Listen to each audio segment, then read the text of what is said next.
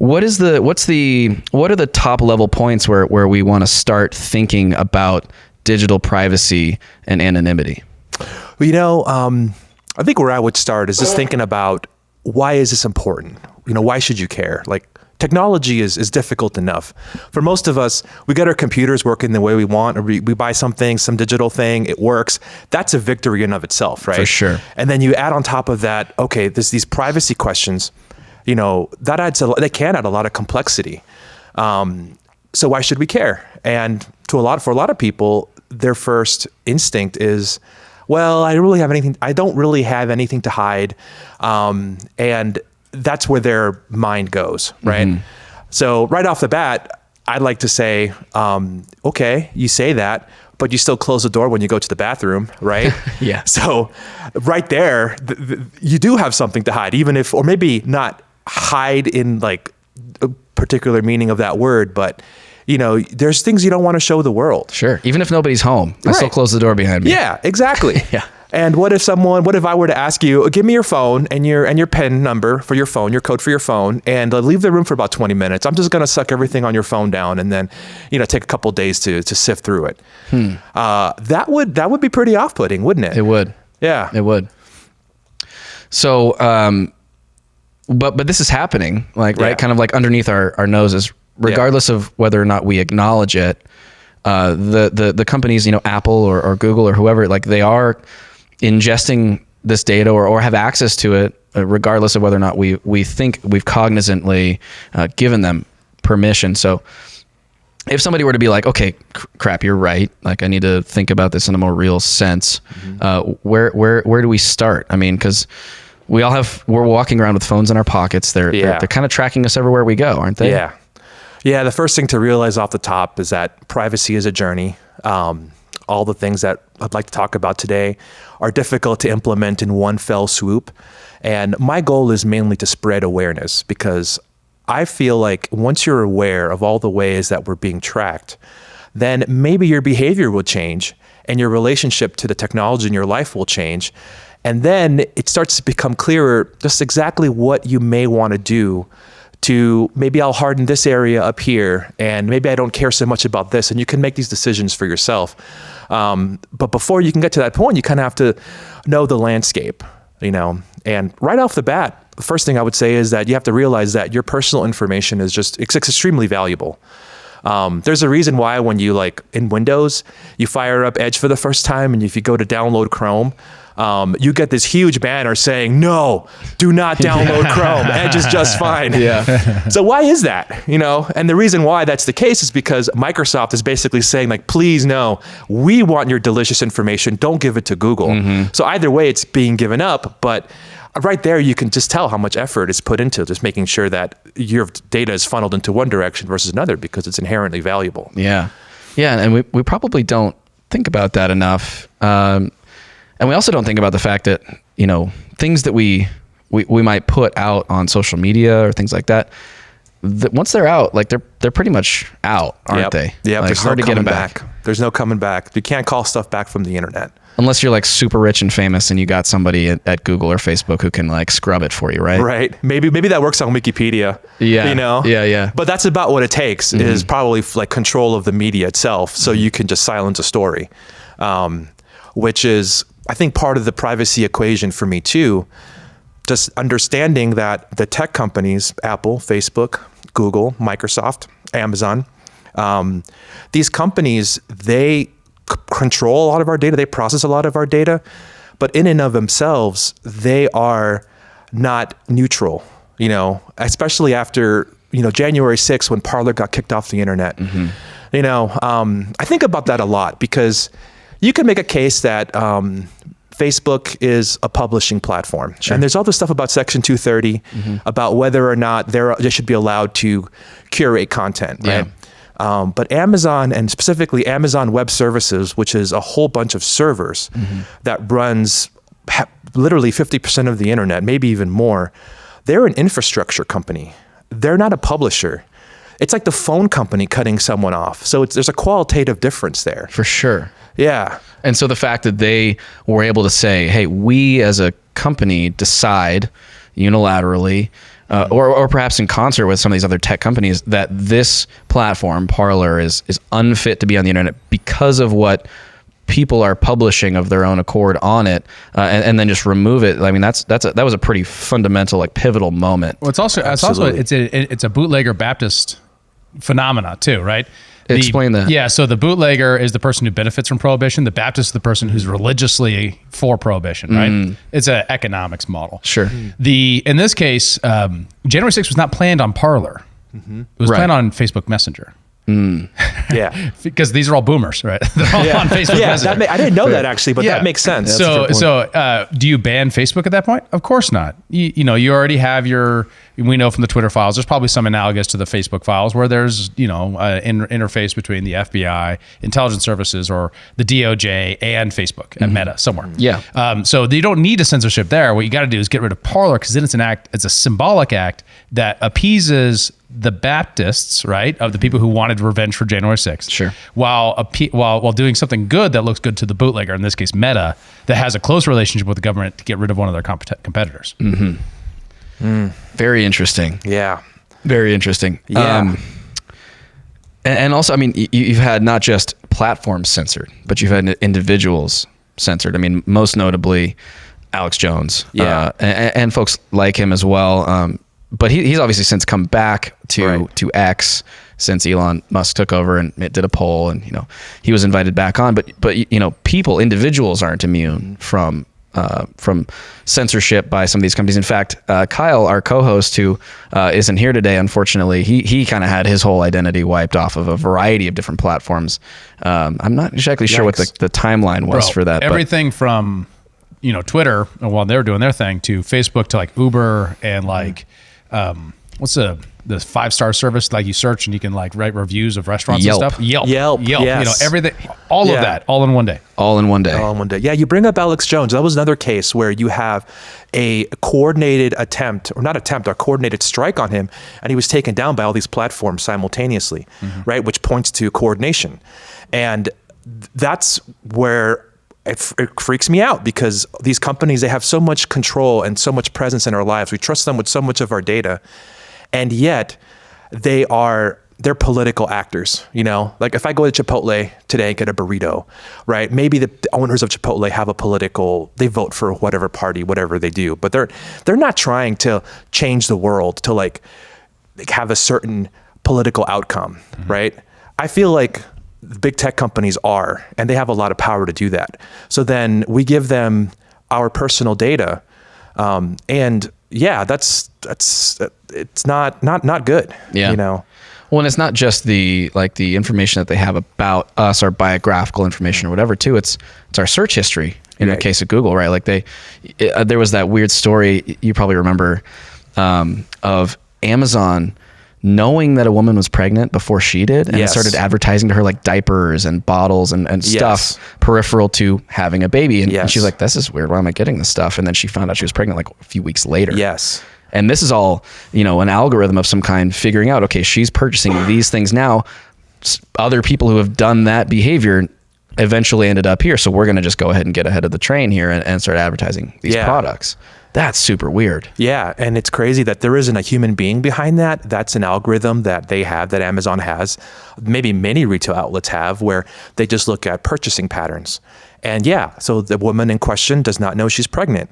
And she's just buying things that many women right before they were pregnant purchased. For whatever reason, the patterns pick up on this. And it's freaky. It's freaky, because imagine if that were applied and you take millions of people and billions of records of purchases, right? And then you figure out, or you have a computer just crunch the numbers and figure out what those patterns are. That could lead to some dark places. For sure.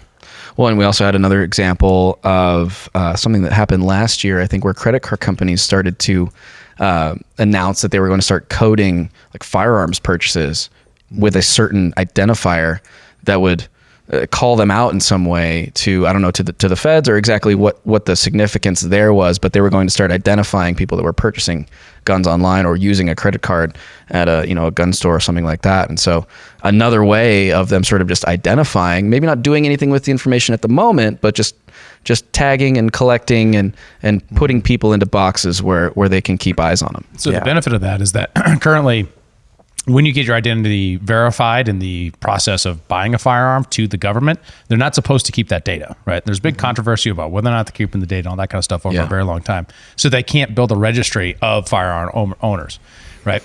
But because we have the current court, it's not a precedent, non-decision on whether or not the government can purchase data from private actors and therefore have the data of Americans and therefore get around all the Church Commission reforms that were supposed to apply to the CIA and the FBI and the intelligence agencies in the 1970s. The way we get around it now is we purchase it from private companies and then they get to hold it.